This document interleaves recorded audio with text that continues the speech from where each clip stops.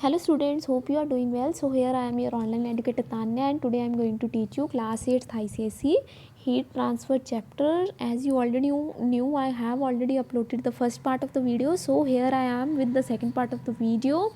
So as you know, this is an MCQ session in which whole chapter is revised in the form of MCQs. So okay, so this time full chapter notes are also available in the form of PDF. So you just need to visit what, yes, simple, you just need to visit our Telegram channel Study with Hitesh sir, and link is given in the description box. So students, please go there and join our channel so that all the notes are available to you in free in the form of PDF. Okay students, let's move ahead now, and please do share, like and subscribe our channel Study with Hitesh sir, so the quality information can go to each and every student. Okay students, so let's move to our session now and move to our next question. Okay, so our first question is, when a substance absorbs heat, motion of the molecules become rapid, so their dash increases. So your options are option A kinetic energy, option B potential energy, option C both. So the students who knew the answer, please comment it down fast. What will be the right answer for this? So I hope कि आपको question समझ आ गया होगा. It's a very easy question कि जब भी कोई substance है वो क्या करती है, जब भी हीट ऑब्जॉर्व करती है, मतलब अपने अंदर हीट लेती है, जो उसके अंदर जो पार्टिकल्स हैं वो क्या करते हैं, रैपिडली मूव होने लग पड़ते हैं. तो ठीक है, तो जब ये रैपिडली मूव करते हैं तो उसके अंदर जो कौन सी ऐसी एनर्जी है जो कि इंक्रीज़ करती है. Okay students, so the right answer for this is option A kinetic energy. What's the right answer? Option A kinetic energy. देखो स्टूडेंट्स, अब क्या होता है, जब भी जो मॉलिक्यूल्स मूव करते हैं उनके अंदर काइनेटिक एनर्जी होती ही होती है. Means every moving particles have kinetic energy in it. Okay students, अब देखो, अब एक साइड पे क्या है, एक साइड पे आपकी कूलर गैस है, जैसे यहाँ पे फोटो में दिख रहा है आपको, एक साइड पे आपकी कूल गैस है, एक साइड पे आपकी हॉट गैस है. तो काइनेटिक एनर्जी किसके अंदर ज़्यादा होगी? ऑब्वियसली जो हॉट गैस है. जैसे मैंने आपको यहाँ पे बताया, जब भी हीट सप्लाई की जाती है तो आपके जो अंदर मॉलिक्यूल्स होते हैं वो आपस में क्या करने लग पड़ते हैं. जब भी हीट प्रोवाइड होती है तो मॉलिक्यूल्स में क्या होती है, वाइब्रेशंस होनी शुरू हो जाती है. क्या होनी शुरू हो जाती है? वाइब्रेशंस होनी शुरू हो जाती है. जब वाइब्रेशन होनी शुरू हो जाती है तो ये आपस में क्या करते हैं, कोलाइड करते हैं, जिसकी वजह से इनकी क्या हो जाती है, काइनेटिक एनर्जी इंक्रीज होती है. ठीक है, so every moving particle has kinetic energy, और वो डिपेंड करती है किसके ऊपर, कि वो आपके उसने कितनी हीट ऑब्जॉर्व की है. ठीक है, सो ऑब्वियसली जो कूल गैस है उसकी काइनेटिक एनर्जी क्या होगी, कम होगी. कम क्यों होगी? क्योंकि जो आपका जिसने लेस हीट ऑब्जॉर्व किया, ऑब्वियसली उसके अंदर क्या है, कोलिजन्स जो होगी. कोलिजन्स क्या होता है, जो आपस में ये टकराते हैं मॉलिक्यूल्स. जब ये आपस में मॉलिक्यूल्स क्या है, कम टकराएंगे तो उसके अंदर क्या होगी, कम में आपकी काइनेटिक एनर्जी होगी. और इन कंपैरिजन टू, जैसे कि कोई हॉट गैस है, उसने काफ़ी सारी हीट ऑब्जॉर्व कर रखी है, तो उसमें क्या होगी, मोर काइनेटिक एनर्जी होगी, क्योंकि ये ज़्यादा आपस में इनकी वाइब्रेशंस होंगी, इनकी ज़्यादा टकराव जिसको आपको बोलते हैं कि कोलिजन्स ज़्यादा होगी, जिसकी वजह से इसकी काइनेटिक एनर्जी भी क्या है, इंक्रीज़ हो जाएगी. So correct answer for this will be option A kinetic energy. So let's move to our next question students. So next question is, heat flows from dash temperature to dash temperature. So your options are option A higher, lower, option B lower, higher, option C remains constant. Okay students, तो इन्होंने क्या पूछा है, जो आपकी heat energy है, मतलब जो हीट आपकी कौन से टेम्परेचर पे, मतलब कौन से जो टेम्परेचर से कहाँ मूव होती है. Okay, so students who knew the answer, please comment it down fast. What is the right answer for this is? So the right answer for this will be option A higher, lower. देखो students, अब heat क्या है, ये हमेशा high temperature to low temperature पे क्या करती है, मूव करती है. तो जैसे आप यहाँ पे देख रहे हो, ये है ऑब्जेक्ट 1 जिसका टेम्परेचर काफ़ी हाई है, और ये है ऑब्जेक्ट 2 जिसका टेम्परेचर क्या है, लो है. तो ऑब्वियसली क्या है, हीट कहाँ से कहाँ मूव करेगी, ये high temperature to low temperature move करेगी. अब देखो हीट क्या है बच्चों, हीट क्या है, ये एक फॉर्म ऑफ क्या है, एनर्जी है.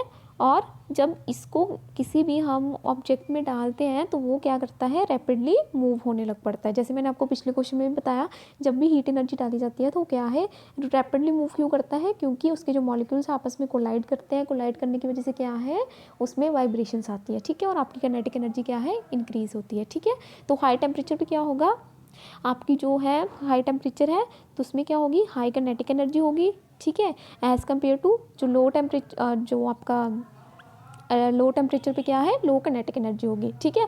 और जब ये दोनों ऑब्जेक्ट्स आपस में क्या है रखे जाते हैं तो इसमें क्या है, मतलब ये जब आपस में कांटेक्ट में आते हैं तो क्या है, हीट किस पे मूव करती है, higher temperature to lower temperature, मतलब कि ये शेयर करती है energy from higher temperature to lower temperature. Okay students, so the right answer for this will be option A, higher and lower.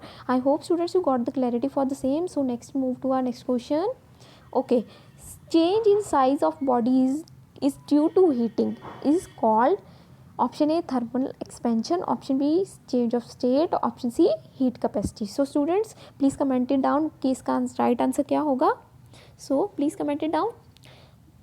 So the right answer for this will be again option A thermal expansion. इसका मैंने आपको part 1 में बताया था कि thermal expansion क्या होता है. थर्मल एक्सपेंशन क्या होता है, ये होता है कि ये एक टेंडेंसी होती है किसकी, मैटर की. मैटर अब किसका बना होता है, मॉलिक्यूल्स का बना होता है. मॉलिक्यूल्स आगे छोटे छोटे एटम्स के बने होते हैं, ठीक है. तो क्या है थर्मल एक्सपेंशन, क्या है, एक तरह की टेंडेंसी होती है. किसकी टेंडेंसी होती है, मैटर की टेंडेंसी होती है जब वो क्या करती है, एक्सपैंड करती है ऑन हीटिंग. अब आपने ये अपने रियल लाइफ एग्जांपल्स में देखा होगा कि कई बार क्या है, आपका जो कोई भी फॉर एग्जांपल जैसे कुछ भी आपका जब किसी सॉलिड को हीट करते हो तो वो क्या है, एक्सपैंड कर जाती है, और जब उसको दोबारा नॉर्मल टेम्परेचर या कूल होता है तो वो दोबारा से कॉन्ट्रैक्ट कर जाती है. तो इस चीज़ को हम क्या बोलते हैं, इस चीज़ को हम बोलते हैं थर्मल एक्सपेंशन. ओके स्टूडेंट्स, तो थर्मल एक्सपेंशन की मैं आपको एग्जांपल्स भी दे देती हूँ. जैसे कि आपने थर्मामीटर देखा होगा, है ना. ऑब्वियसली हम इसको यूज़ करते हैं जब किसी को फीवर हो जाता है. तो थर्मामीटर में क्या है, तो क्या है, वो कुछ ऐसे शेप का बना होता है, नीचे इसका बल्ब होता है. तो थर्मामीटर के अंदर क्या है, यहाँ पे मरकरी होती है, राइट, मरकरी होती है. तो ये क्या है, एक ऐसा मेटल है जो क्या होता है, लिक्विड होता है रूम टेम्परेचर पे, ठीक है. जब इसको हम पानी में डिप करते हैं तो क्या है, तो क्या है, इसकी जो एक्सपेंशन और कंट्रैक्शन होती है. और जब हम इसको लगाते हैं तो आपने देखा होगा कि मरकरी क्या है, राइज कर देती है और हमारा क्या है, बॉडी टेम्परेचर वहाँ पे शो हो जाता है. तो ये सब क्यों हो रहा है, it is due to thermal expansion. Okay student, और इसका एक और बढ़िया एग्जांपल है, आपने देखा होगा रेलवे ट्रैक्स के ऊपर. कभी देखा है आपने कि रेलवे ट्रैक्स के ऊपर हमेशा छोटे छोटे गैप्स रहते हैं, क्यों रहते हैं, देखो जब भी समर आएगी या विंटर आएगी ऑब्वियसली आपका क्या है, टेम्परेचर क्या होगा, फ्लक्चुएट होगा, ठीक है. अगर इसमें गैप्स नहीं होंगे तो मैंने क्या बताया था, जो रेलवे गैप्स हमेशा मोस्टली किसके बने होते हैं, स्टील के बने होते हैं, है ना, या किसी और चीज़ के.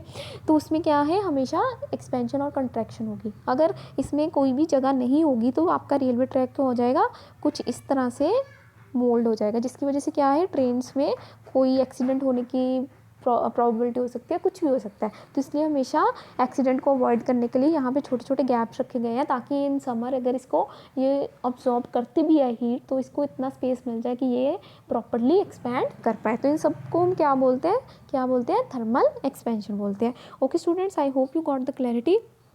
Now next question is the mutual force of attraction between liquid molecule is much dash than solid. So your option are option A more, option B less, option C equal, option D none. So students, you knew the answer, please comment it down what will be the right answer for this.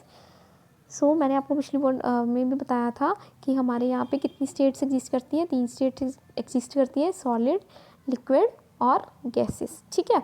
और इन तीनों में क्या है, force of attraction होती है, जिसकी वजह से जो इसके अंदर मॉलिक्यूल्स हैं वो आपस में क्या है, टाइटली पैक होते हैं. जैसे कि सॉलिड में क्या है, ये टाइटली पैक होते हैं. लिक्विड में क्या है, मॉलिक्यूलर फोर्सेस जो है थोड़ी कम होती हैं तो इसलिए वो थोड़े दूर दूर होते हैं. एंड गैसेस में ये बिल्कुल नेग्लिजिबल होते हैं, इसमें बिल्कुल ही कम होते हैं. तो इसका राइट आंसर क्या होगा, सो the right answer for this will be less. तो अगर हम सॉलिड और लिक्विड को कंपेयर करें तो इन दोनों में फोर्सेस ऑफ अट्रैक्शन किस में ज़्यादा, बहुत ज़्यादा स्ट्रॉन्ग किस में होती है, सॉलिड के अंदर स्ट्रॉन्ग होती है. तो इस करके क्या है, इसका एक पूरा कॉम्पैक्ट स्ट्रक्चर होता है, ये टाइटली पैक्ड होते हैं.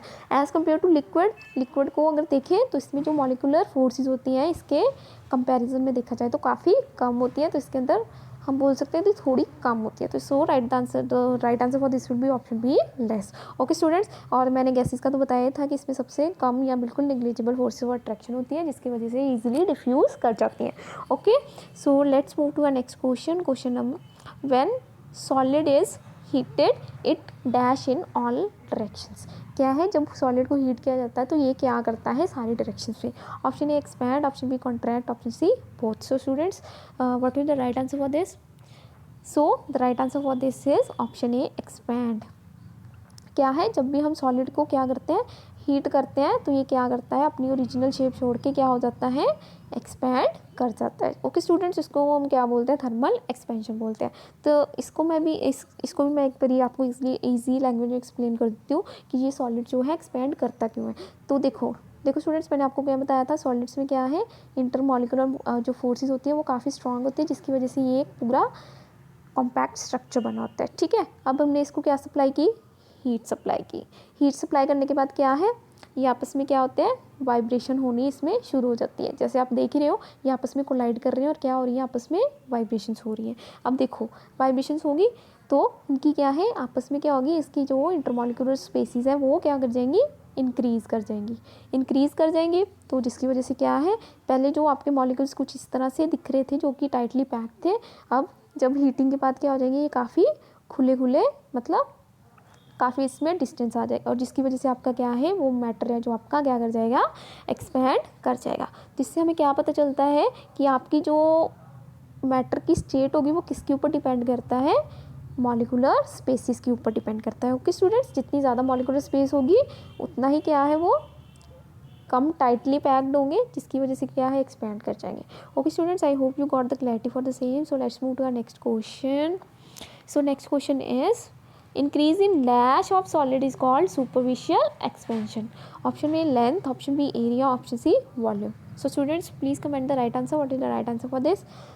So the right answer for this will be option B area. देखो स्टूडेंट्स, जो थर्मल एक्सपेंशन है वो कितनी टाइप्स की होती है, वो मोस्टली 3 तरह की होती है। कौन कौन सी, एक मैंने आपको पिछली वीडियो में बताया था, एक होती है लीनियर एक्सपेंशन।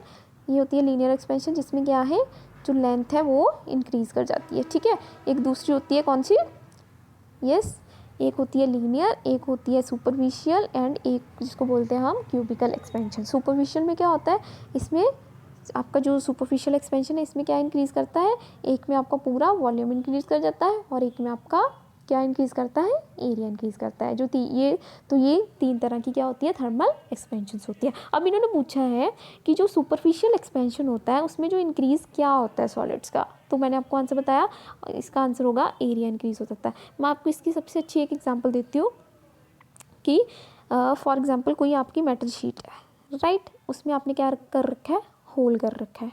ठीक है, क्या कर रखा है आपने, होल कर रखा है। ठीक है, अब आप क्या करोगे, इसके अंदर कोई भी स्क्रू डालने की कोशिश करो।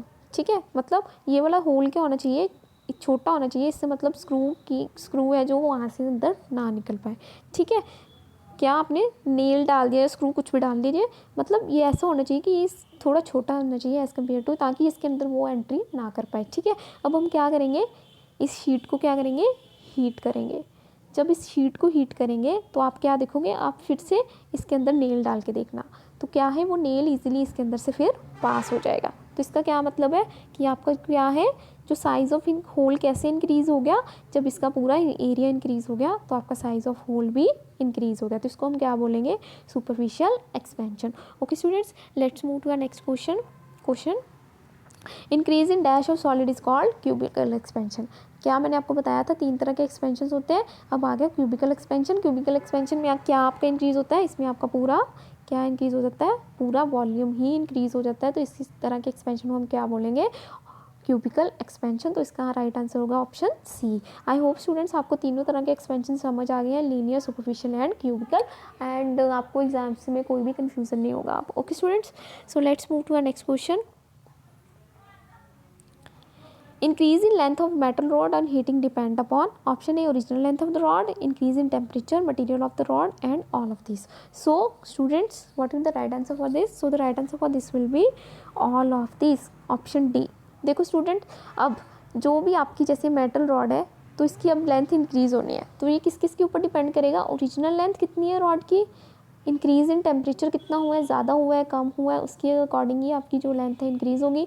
तीसरा, मटेरियल कौन सा यूज़ किया गया है रॉड का, उसके अकॉर्डिंग आपकी जो लेंथ है इंक्रीज़ होगी। सो तीनों फैक्टर्स ही कंसीडरेशन में लेते हैं अगर आपको देखना है कि लेंथ ऑफ जो रॉड है वो कितनी इंक्रीज़ होगी। So let's move to our next question. Solid expands dash in all directions, equally, unequally, none. So students, what is the right answer for this? So the right answer for this will be equally. जो भी आपका solid है हर direction से क्या है, equally expand करता है, जिसको हम क्या बोलते हैं, थर्मल एक्सपेंशन बोलते हैं. तो इस पिक में देख रहे हो एक एक्सपेरिमेंट दिया हुआ है कि यहाँ पे एक मेटल रिंग है, उसमें से क्या है, मेटल बॉल है जो पास क्या थी, पहले जो पास हो गई थी, और मतलब पहले वो बिल्कुल आसानी से पास हो रही थी, किसके अंदर से, मेटल रिंग के अंदर से. फिर हमने क्या किया, इस बॉल को क्या किया, हीट किया, और मैंने आपको बताया कि जब भी हम हीट करते हैं तो क्या होती है, थर्मल एक्सपेंशन होती है, आपका सॉलिड को क्या है, एक्सपैंड करता है. और इसको अगर हम दोबारा मेटल रिंग में डालेंगे तो आप देखोगे कि वो अंदर से बिल्कुल नहीं निकलेगा. तो इससे क्या प्रूव होता है कि आपका जो एक सॉलिड एक्सपैंड करता है इक्वली, मतलब हर एक डायरेक्शन से वो इक्वली एक्सपैंड करता है. Okay students, so let's move to our next question. Boiling point of a liquid increases with dash in pressure. Okay, so options are option A increase, option B decrease, option C remains constant, option D none of the above. So what will the right answer for this? Please comment it down fast. जो आपका boiling point जो है liquid का वो increase करता है, मतलब इसका क्या रिलेशन है प्रेशर के साथ. जो आपका बॉइलिंग पॉइंट है वो कब इंक्रीज़ करेगा, जब हम प्रेशर को इंक्रीज़ करेंगे, डिक्रीज़ करेंगे, या उसको बिल्कुल कांस्टेंट रखेंगे. सो इसका राइट आंसर है ऑप्शन ए इंक्रीज़. यस, जैसे ही हम प्रेशर इंक्रीज़ करेंगे आपका बॉइलिंग पॉइंट भी क्या हो जाएगा, यस, इंक्रीज़ कर जाएगा. मतलब जितना ज़्यादा प्रेशर होगा तो उसको कितनी क्या है, ज़्यादा एनर्जी चाहिए होगी क्या करने के लिए, लिक्विड को बॉईल करने के लिए, और हायर बॉइलिंग पॉइंट होगा. तो यही रीज़न है, कभी आपने देखा होगा जब आप माउंटेन्स में जाते हो तो क्या है, वहाँ पे कुकिंग करनी थोड़ी डिफ़िकल्ट होती है, इसीलिए वहाँ पे क्या यूज़ किया जाता है, जो प्रेशर कुकर्स का यूज़ किया जाता है, ताकि जो कुकिंग करने में टाइम है वो कम लगे. ठीक है, so let's move to our next question students. Okay, the amount of heat required to raise the temperature of 1 kg by 1 degree Celsius is called A. heat capacity, B. work capacity, C. specific heat capacity, option D. energy capacity. So students, what will be the right answer for this? So yes, the right answer for this will be option C, specific heat capacity. specific heat capacity क्या होती है, जब हम मास consider करते हैं, मतलब कितना मास, ठीक है, 1 kg 2 kg 3 kg, मतलब कितना मास है जिसका टेम्परेचर क्या है, इंक्रीज़ हुआ है 1 डिग्री सेल्सियस, उसको हम क्या बोलेंगे, specific heat capacity. Okay student, so right answer for this will be option C, specific heat capacity. So let's move to our next question. The temperature at which liquid changes into vapor is called, option A melting point, boiling point, expansion point, none of the above. So students, please comment it down what is the right answer for this. So the right answer for this will be option B, boiling point. boiling point क्या होता है, जब आपका जो क्या है liquid किस में चेंज हो जाता है, वेपर में चेंज हो जाता है. तो ऐसे टेम्परेचर पे, जिस टेम्परेचर पे आपका लिक्विड वेपराइज हो जाता है, तो उस टेम्परेचर को हम क्या बोलेंगे, boiling point of the liquid. Okay students, let's move to our next question. Yes, the amount of heat required to raise the temperature of a substance by 1 degree Celsius is called, option A work capacity, heat capacity, energy capacity, none of the above. So students, what is the right answer for this? So the right answer for this will be option B, heat capacity.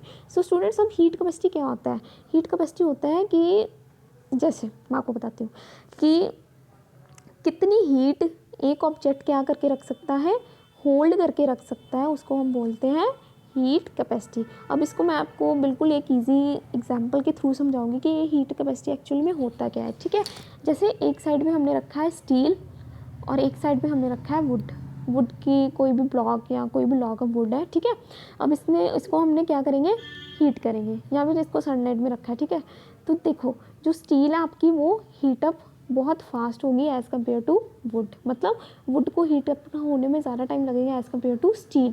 तो ऐसा क्यों है, क्योंकि जो steel की heat capacity है वो क्या है, कम एज़ कम्पेयर टू वुडन का जो ब्लॉक है, क्योंकि स्टील के पास बहुत कम कैपेसिटी है कि वो हीट को क्या कर सके, होल्ड करके रख सके. तो इसकी हीट कैपेसिटी क्या होगी, मतलब वुड की हीट कैपेसिटी क्या होगी, ज़्यादा होगी as compare to wood heat capacity of steel. ठीक है, अगर इसी में अब देखो हीट कैपेसिटी में मैंने कहीं भी किसका जिक्र नहीं किया, मास का जिक्र नहीं किया.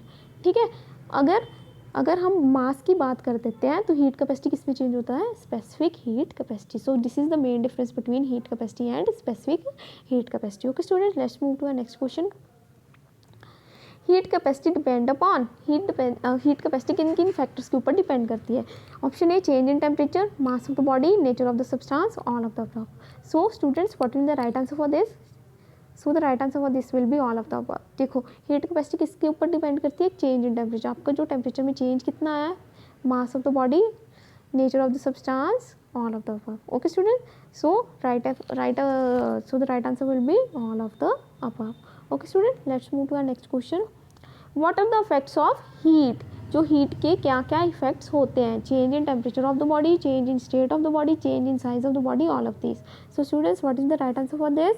सो the right answer for this will be all of this. देखो अब अगर हम हीट सप्लाई करते हैं किसी मैटर को, तो वहाँ पे क्या है? Change in temperature. ऑब्वियसली क्या है? टेम्परेचर उसका इंक्रीज होता है. ठीक है, तो इसका मतलब क्या है? टेम्परेचर में आपका चेंज आएगा. Change in state of the body, state of the body भी इंक्रीज चेंज होती है. जैसे कि आपने आइस को हीट किया तो आइस किस में चेंज हो जाएगा? वाटर में. तो आपकी क्या है? स्टेट भी चेंज हो रही है. Then change in size of the body, size of the body भी चेंज हो जाएगा. ठीक है, जैसे पहले ये क्या था? पहले किसी चीज़ का, जैसे आइस का एग्जांपल लेते हैं. आइस है, ठीक है, ये धीरे धीरे मेल्ट हो रही है. तो ठीक है, तो पहले क्या होगा? तो क्या था? सॉरी स्टूडेंट्स, जैसे आइस था, इसको हम हीट कर रहे हैं, तो पहले अगर ये इसका ब्लॉक बड़ा था तो धीरे धीरे हीट होके क्या इसका ब्लॉक क्या हो जाएगा? छोटा हो जाएगा. इसका मतलब क्या है? ये साइज में भी इसमें थोड़ा डिफरेंस आ रहा है. तो right answer for this will be option D. Okay students, let's move to the next question. The process of change from one state to another at a constant temperature is known as change of state, latent heat, heat capacity, none of this. Okay students, what is the right answer for this? जब आपका change होता है एक state से another state में, उसको हम क्या बोलते हैं? उसको बोलते हैं हम change of the state. So the right answer for this will B change of the state. Change of state क्या होता है? जब आपका फॉर एग्जाम्पल आइस है, ठीक है, अब इसको हीट करेंगे तो किस में कन्वर्ट हो जाएगा? ये लिक्विड में हो जाएगा. तो ये क्या हो रही है? आपकी मेल्टिंग हो रही है. इसमें क्या है?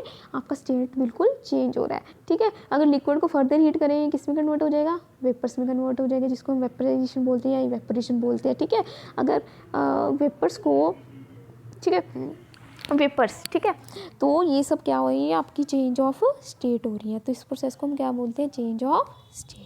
सो लेट्स मूव टू, और भी जैसे कई एग्जांपल्स होती है, condensation, deposition, sublimation, freezing, melting. इन सबको हम क्या बोलते हैं? Change of state. मतलब आपका जो है मैटर एक स्टेट से दूसरी स्टेट में चेंज हो रहा है, चाहे वो लिक्विड टू सॉलिड हो रहा है, सॉलिड टू लिक्विड हो रहा है, लिक्विड टू गैस हो रहा है. ठीक है, so let's move to a next question. Matter is composed of tiny particles called option A atom, option B molecules, option C none of these. So what will the right answer this? जो आपका matter है वो किसका बना होता है? Molecules का बना होता है. ओके स्टूडेंट्स, ऐसे काफ़ी सारे मॉलिक्यूल्स हैं जॉइन होके क्या बनाते हैं? ठीक है, आपका वो पूरा एक एटम पूरा एक मैटर बना देते हैं. और मॉलिक्यूल्स फर्दर किस में टूट सकता है? एटम्स में टूट सकता है. Okay students, so the right answer for this will be option B molecules. Let's move to our next question. In boiling, dash particles of liquid are at same temperature and involved in the process. Option A all, option B few, option C surface. So students, ये मैंने आपको पहले भी बताया था कि boiling में कौन से पार्टिकल्स हैं जो वो टेक पार्ट लेते हैं. सो स्टूडेंट्स, इसको आंसर को आपको एज एक्सरसाइज लेना है और मेरे को आपको नीचे कमेंट करके बताना है कि इसका राइट आंसर क्या होता है. मैंने आपको आई थिंक बॉइलिंग और इवेपोरेशन में दोनों का डिफरेंस बताया था कि उसमें कौन से पार्टिकल्स पार्ट लेते हैं, इवेपोरेशन में कौन से पार्टिकल्स पार्ट लेते हैं. So I am not going to tell you the answer, so you have to comment the right answer for this. Okay students, let's move to our next question. On heating, density of solid, liquid and gases, option A increases, decreases, stays stable, none of these. What will the right answer for this? So students, please comment it down. What is the right answer for this? जब भी हम heat करते हैं, जो density होती है solid, liquid और gas की, वो क्या करती है? ठीक है, so the right answer for this will be option B, it decreases. ठीक है, जब भी हम हीट करते हैं, जो मॉलिक्यूल्स हैं, मैंने क्या बताया था, जब भी हीट करते हैं मॉलिक्यूल्स आपस में कोलाइड करते हैं और इनकी जो इंटरमॉलिक्यूल स्पेसीज है वो क्या हो जाती है? काफ़ी वीक ज़्यादा बढ़ जाती है, जिसकी वजह से वो क्या है? लेस डेंस हो जाते हैं. So the right answer for this will be option C, option B decreases. Okay students, let's move to our next question. Some solids such as invar, pyrex, glass, quartz have dash expansion on heating. Maximum, minimum, negligible, none of these. So what will the right answer for this? So the right answer for this will B negligible. मैंने आपको पहले भी बताया था कुछ ऐसे solids होते हैं या ऐसे कुछ मैटर होते हैं जो कि उसको जितना मर्जी हीट कर लो उनका जो थर्मल एक्सपेंशन है वो बिल्कुल कम होता है. तो ऐसे हम सॉलिड्स को क्या बोलते हैं, सॉरी ऐसे सॉलिड्स का एग्जाम्पल्स क्या है, इनवार, क्वार्ट्स हो गया, पायरेक्स ग्लास हो गया. मैंने पायरेक्स ग्लास क्या बोला था, इसको मोस्टली किस लिए यूज़ करते हैं, कुकिंग यूटेंसिल्स हो गए. तो अगर इसको हम हीट भी करेंगे तो इसका थर्मल एक्सपेंशन बिल्कुल कम होगा, ये बिल्कुल भी इसके फ़र्क नहीं पड़ेगा. अगर होगा भी तो बिल्कुल नेग्लिजिबल होगा. ठीक है, तो इन सबको बिल्कुल, इन सबका क्या होता है, थर्मल एक्सपेंशन बिल्कुल कम होता है. तो इसका हम बिल्कुल यूज़ कर सकते हैं अगर हमें स्टेबिलिटी चाहिए तो. Okay students, so the right answer for this will be option C, negligible. Okay students, so here we end our video now. I hope students you like this video, and if you have any doubt and query please comment it down, and if you want video on any other topic or any particular topic please comment it down. So I will make it for you. So please keep sharing us, keep loving us, and have a nice day. So thank you students.